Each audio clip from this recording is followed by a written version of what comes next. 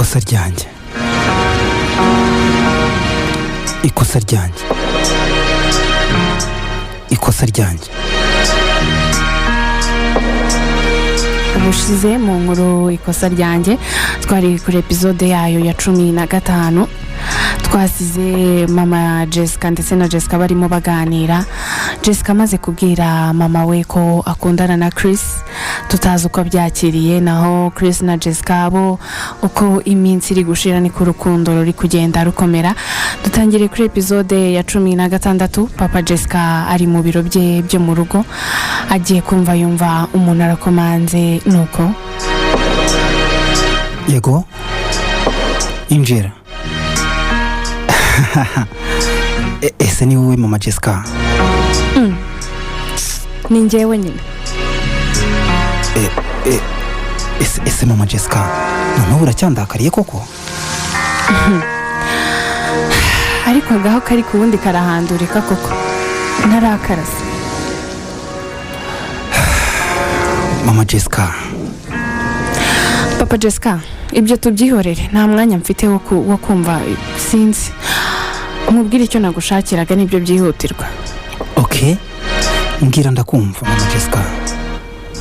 Papa Jessica, nagira ngo nkubwire ko Jessica umukobwa wawe ari gukundana na Chris, umuhungu wakoraga muri umwana wawe wo hanze. Ngo barakundana rero, bimenye amakosa na yawe yose.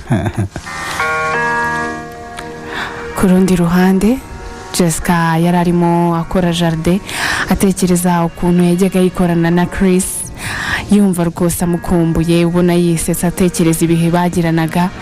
Nuko Jado yarari aho hafi arimo amwitegereza. Mabuja, ese ko wambaye neza cyane ra?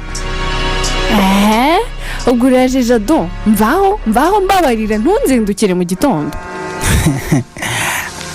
ariko Mabuja, buriya urabizi, buriya uramutse nkujyanye nk'iwacu mu cyaro, uzi ko bagira ngo ni Bikira Mariya neza mbazaniye, ndakarya ubugari bwaraye ku iplato. ariko Jado, wowe ibintu byawe byose ubihuza n'ibiryo, mana yanjye. ariko se ubundi noneho habaye ikira, mana nyagasani, ko wishe umuzungu koza imodoka ya mama, byagenze bite? erega ejo bundi udahari nawe yaragiye, nabyo rero ushobora gusanga utari ubizi, ariko yaragiye. uzi nawe ukuntu nyine yari yambaye neza, ariko wowe uzi ko wagira ngo ni wowe umubyara neza. Ego mana, gusa mama yari yambaye neza gutya agiye.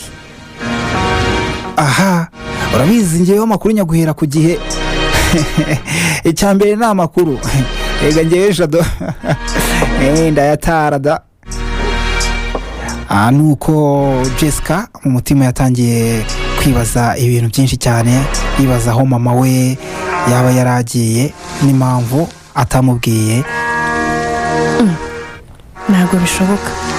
Mama kugenda, si mama ko atabagiye mu kazi, ko nta mushuti we yari yambwiye ko ari busure, kandi asanzwe ambwira ko yagiye ahantu kambwira. Mama kwambara neza agiye, ntanabimbwira akabimisha.